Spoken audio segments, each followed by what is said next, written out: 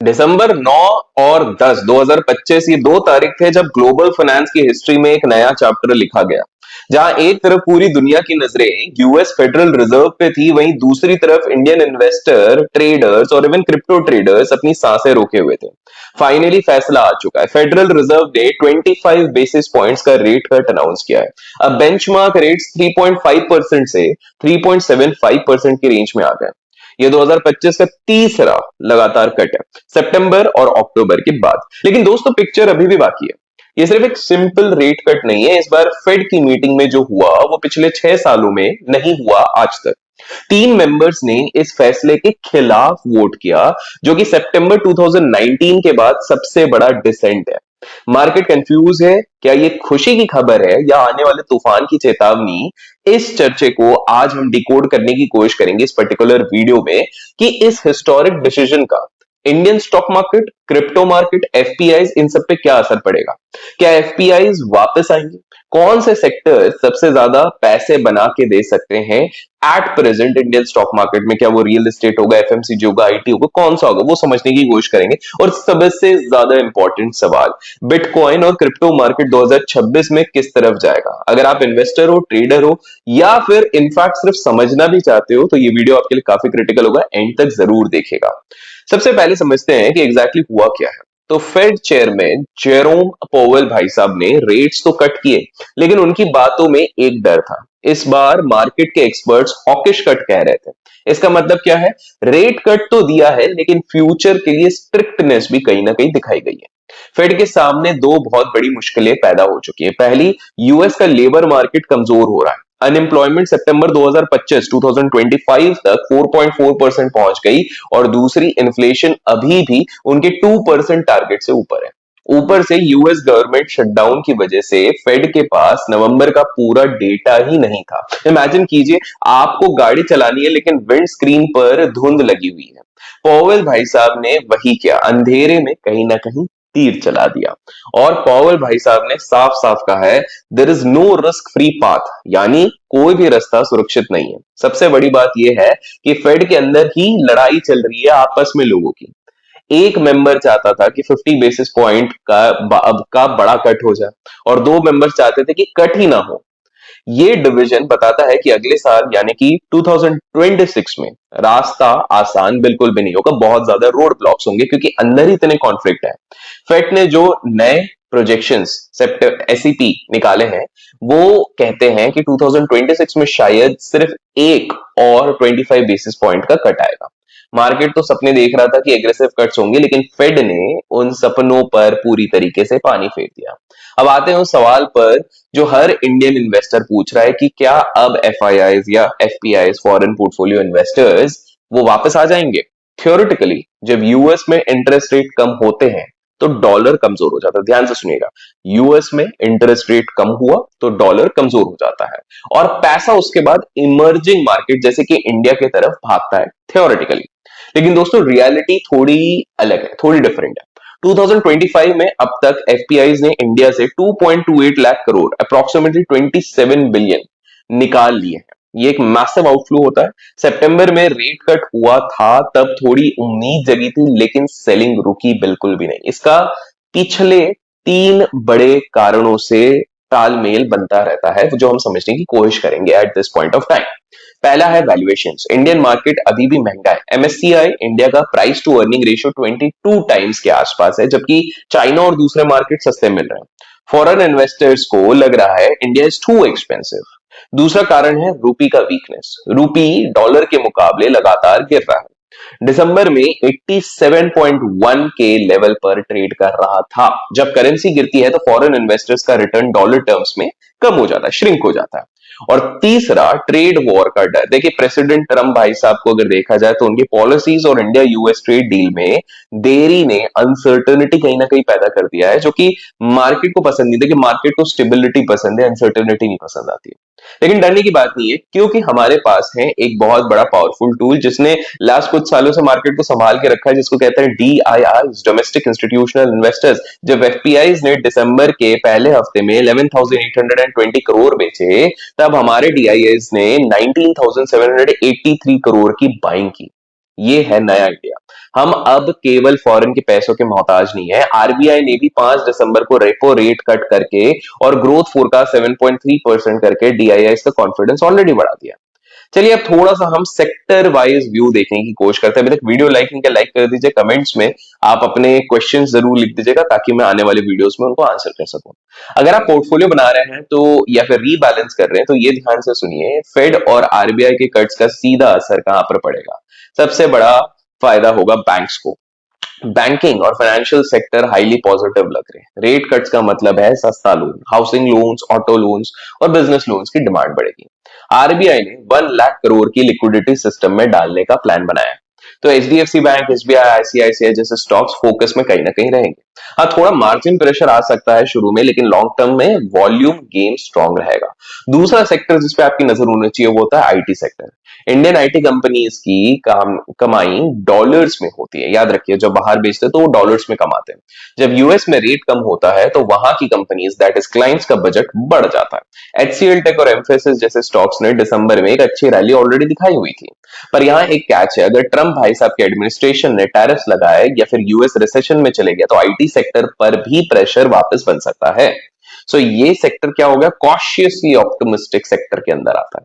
और तीसरा सेक्टर है रियल एस्टेट। ये सेक्टर रेट कट्स का सबसे बड़ा फैन होता है। हिस्टोरिकली देखा गया 2008 से लेके आज तक सबसे ज्यादा जो सेंसिटिव होता है रेट कट को लेके वो होता है रियल एस्टेट। ये सेक्टर रेट कट को इतना ज्यादा अहमियत इसलिए देता है बिकॉज आप समझिए, होम लोन रेट्स कम होंगे तो ईएमआई भी तो कम होगी। मेट्रो सिटीज में डिमांड वापस आ जाएगी, बिल्डर्स का कंस्ट्रक्शन कॉस्ट, फाइनेंस कॉस्ट भी कम हो जाएगा। रियलिटी स्टॉक्स जो पिछले कुछ टाइम से करेक्शन में थे वो वापस इस कारण से मोमेंटम पकड़ सकते हैं। और चौथा है ऑटो सेक्टर। लोन सस्ते होने से गाड़ियों की बिक्री बढ़ जाती है। कमर्शियल व्हीकल्स और पैसेंजर व्हीकल्स दोनों को फायदा होता है, कहीं ना कहीं लोगों के अंदर काफी ज्यादा उत्साह आता है। लेकिन ऑटो सेक्टर में रूरल डिमांड अभी भी एक चिंता का विषय बना हुआ है। अगर गांव से डिमांड गई तभी ये सेक्टर फुल्ली फायर करेगा। अब हम बात करते हैं एक बहुत ही इंपॉर्टेंट एस्पेक्ट की, जो कि है बिटकॉइन। और इसको समझाने के लिए सबसे पहले मैं आपको स्क्रीन पे लेके चलूंगा और हम इस्तेमाल करेंगे डेल्टा एक्सचेंज का स्क्रीन, बिकॉज यहां पर आप एफिशिएंटली डेरिवेटिव ट्रेड कर सकते हो। लिंक डिस्क्रिप्शन में, जिसके थ्रू आपको फ्री क्रिप्टो ग्रुप का हिस्सा बनने मिलता है। तो हम आ गए हैं स्क्रीन पे। अब स्क्रीन पे हम देखते हैं कि बेसिकली हुआ क्या है जब फेड के ये काउंटिंग आया था। तो ये बहुत ज्यादा मेजर मूव कुछ आया नहीं है, except for some sort of breakdown. अगर मैं आवरली चार्ट के हिसाब से देखता हूं तो देखिए यहाँ पर ये अनाउंसमेंट के आसपास जो रात के 1:30 बजे के आसपास हुआ, वहां पर एक पीक हमको दिखता है। उस पीक होने के बाद यहाँ पर वही एज यूजुअल जहां पर रेजिस्टेंस था 94-95,000, उसको रेजिस्ट करके वहां पर थोड़ा सा सेल ऑफ आया है। काइंड ऑफ वार्निंग हमने क्रिप्टो ट्रेडर्स को कल के लास्ट के वीडियो में ऑलरेडी दी हुई थी। अगर मैं वहीं पर इन कॉन्ट्रास्ट एक बार इथीरियम आप लोगों को दिखा देता हूं तो इथीरियम पे आपको क्या दिखता है कि इथीरियम ने भी कहीं ना कहीं ऊपर जाने की कोशिश करी, बट उस लेवल पे वो नीचे आने का अभी तक दमखम नहीं रख रहा है। देखिए मैं आपको एक और बार बिटकॉइन का चार्ट दिखाता हूं। तो बिटकॉइन की जो बड़ी कैंडल बनी है almost eight this point of time, जब मैं इस पर्टिकुलर वीडियो को रिकॉर्ड कर रहा हूं, तो कहीं ना कहीं इसको कवर करने पे पहुंच गई है। लेकिन वहीं पर अगर मैं इथीरियम की बात करता हूं दोस्तों, तो मेरे को इथीरियम पे एक चीज क्लियर दिखती है कि इसको अभी भी एक लॉन्ग वे है, जो कि मेरे को क्लियर स्टैंड दिखाता है कि eight this point of time जो इन्वेस्टर्स हैं, जो स्पेसिफिकली क्रिप्टो ट्रेडर्स हैं, अगर वो बुलिश रहने की कोशिश भी करेंगे तो वो इथीरियम पे ज्यादा रहेंगे। देखिए इथीरियम पे ये और एक विजुअल एस्पेक्ट से भी अगर आप देखेंगे, फर्स्ट कैंडल के सपोर्ट पे ही एज ऑफ नाउ ये सपोर्ट लेने की कोशिश कर रहा है। वहीं पर अगर मैं आपको वापस बिटकॉइन यूएसडी का चार्ट दिखाता हूं तो फर्स्ट कैंडल को तो इसने कब का तोड़ दिया और ये सेकंड कैंडल के आसपास जाके सपोर्ट लेने की कोशिश कर रहा है। इसके मल्टीपल रीजंस भी है, बिकॉज देखिए बिटकॉइन में इंस्टीट्यूशनल इंटरेस्ट भी ज्यादा रहता है, ईटीएफ्स भी ज्यादा रहते हैं, आपके हेज फंड्स भी ज्यादा रहते हैं। तो स्वाभाविक सी बात है कि यहाँ पर जो इंडेक्स मैनेजमेंट होगा वो ज्यादा होगा। जैसे कि इंडियन स्टॉक मार्केट में अपन क्या कहते हैं, निफ्टी और बैंक निफ्टी में सबसे ज्यादा रहता है, वैसे ही यहाँ पर बिटकॉइन पे होना स्वाभाविक है। लेकिन हमने ये इंडियन मार्केट में देखा है कि कभी कभार निफ्टी सपोर्ट नहीं करेगा लेकिन बैंक निफ्टी बावला हो जाएगा। तो वैसा वाला काम ही इथीरियम यहाँ पे करेगा। और देखिए जब हम बात कर रहे हैं तो इसको कहीं ना कहीं ये सपोर्ट लेने की अच्छी खासी कोशिश कर रहा है। तो पहली चीज आपको ध्यान रखनी है कि अगर आप क्रिप्टो में एज ऑफ नाउ ट्रेड करेंगे अगले 3-4 दिन के लिए, तो आपके रडार पे बिटकॉइन से ज्यादा इथीरियम होना चाहिए। क्या होना चाहिए? इथीरियम। बिकॉज इथीरियम आपको एक अच्छा बेस बना के देगा, सपोर्टिव नेचर इसका ज्यादा रहेगा। तो मेक श्योर कि आप पहली चीज तो इथीरियम पे ध्यान दें। अगर बाकी कॉइन्स की हम बात करें, जैसे फॉर एग्जांपल एक्सआरपी की बात करें, तो यहाँ पर क्या हो रहा है कि वही वाली चीज हो रही है जो इंडियन स्टॉक मार्केट में क्या हो रहा है, स्मॉल कैप की थोड़ी सी ज्यादा धुलाई हो रही है, वहीं पर यहाँ पर आपको वही वाली चीज दिखने लग गई होगी, सोलाना, एक्सआरपी। तो कहीं ना कहीं आपके पास अगर आपको डे टू डे या फिर एक हॉडलर एटीट्यूड या फिर स्विंग ट्रेड करना है, तो मेरा आपसे सजेशन रहेगा कि Ethereum is a much better opportunity for you people rather than trading into you know bitcoin USD या समथिंग लाइक दैट। दूसरी चीज अगर आप देखते हैं तो इथेरियम पे भी अगर मैं देखूं तो आपके पास एक बहुत प्यारा सपोर्ट बन जाता है $3100 का। इन एनी केस अगर ये यहाँ पर आता है तो यहाँ पर स्कैल्पर, शॉर्ट टर्म ट्रेडर्स अगर यहाँ पर बुलिश कैंडल देखते हैं, बिकॉज आप देखिए कि बहुत बार इस एरिया को प्रोटेक्ट करने की कोशिश किया गया है ऑन एन आरली बेसिस। अगर मैं 4 आवर बेसिस पे भी इथेरियम को स्टडी करने की कोशिश करता हूँ तो मुझे एक चीज दिख रही है कि support support support, breakout breakout breakout, और कहीं ना कहीं सो $31,000, 3100, $3000 एक बहुत बड़ा स्ट्रॉन्ग वो हो गया। इथेरियम के पास possibility of breakout in terms of speed ज्यादा रहेगा एज कम्पेयर टू बिटकॉइन। मैं ये नहीं कह रहा हूँ कि बहुत बड़ा मूव आ जाएगा एक बार में, बट अगर बुलिश रह रहे हो तो आपको इथेरियम करना चाहिए। और एक चीज आप ध्यान रखिए, इन केस आप बोलोगे कि हमको बिटकॉइन पे ही ट्रेड करना है, तो मैं इधर एक कॉन्ट्रेरियन ट्रेड लेने की ज्यादा पॉसिबिलिटी देखूंगा। एज ऑफ नाउ जैसे 90,956 हो रहा है, 90,000 का ब्रेक डाउन करेगा, अगर किसी कारण से ब्रेक डाउन करेगा, तो I would prefer to be a seller in bitcoin rather than being a buyer in bitcoin, क्योंकि मेरे को उधर प्रोबेबिलिटी ज्यादा दिखती है कि विंडो खुल जाएगा 85-80,000 तक का। तो 10,000 पॉइंट्स मेरे हिसाब से क्रिप्टो में इज नॉट बैड। अगर आपको क्रिप्टो रिलेटेड और वीडियो चाहिए, कमेंट्स में क्रिप्टो लिखेगा, और डेल्टा एक्सचेंज का लिंक डिस्क्रिप्शन में दिया, जाके आप चेकआउट जरूर कीजिएगा। एंड चलिए बढ़ते हैं आगे वीडियो। देखिए, बिटकॉइन और क्रिप्टो फेड मीटिंग के बाद मार्केट का रिएक्शन बहुत अजीब सा था। दिसंबर 10 को जैसे ही न्यूज आए, बिटकॉइन $94,000 की तरफ भागा, लेकिन फिर तुरंत नीचे गिर गया। इसे कहते हैं सेल द न्यूज इवेंट, जिसके बारे में हमने कल के वीडियो में ऑलरेडी डिस्कस किया था, इसलिए सब्सक्राइब करके रखो ताकि टाइमली अपडेट रहे।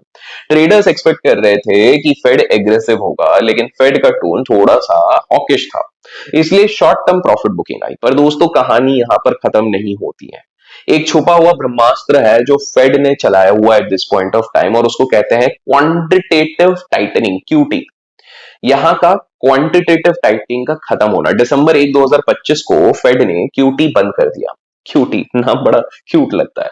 और सुनिए, जनवरी 2026 से फेड हर महीने $45 बिलियन के ट्रेजरी बिल्स खरीदने वाला है। मार्केट एक्सपर्ट जैसे मार्क डेविस ये कह रहे हैं कि भले ही क्वांटिटेटिव ईजिंग ना बोले, पर ये पैसा छापने जैसा ही है। लिक्विडिटी मार्केट में आ रही है और क्रिप्टो लिक्विडिटी का भूखा है, ये आप सभी को पता है।